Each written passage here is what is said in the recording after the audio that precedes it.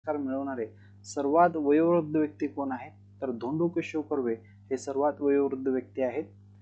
भारतरत्न पुरस्कार मिळवणारे पहिले मरणोत्तर व्यक्ती कोण आहेत?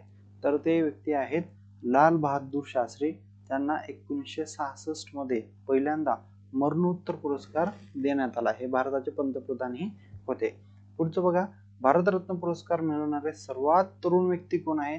तर क्रिकेटर सचिन तेंडुलकर यांना वयाच्या 40व्या वर्षी भारतरत्न पुरस्कार जो आहे तो मिळालेला आहे. आता सर्वाधिक भारतरत्न प्राप्त राज्य कोणतं आहे?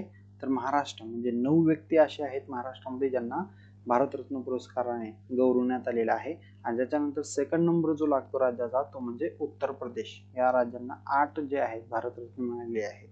आता पुरस्कार प्राप्त अभारतीय किती व्यक्ती आहेत? हे 2, अब्दुल गफार खान आणि दुसरे नेल्सन मंडेला यांना भारतरत्न पुरस्कार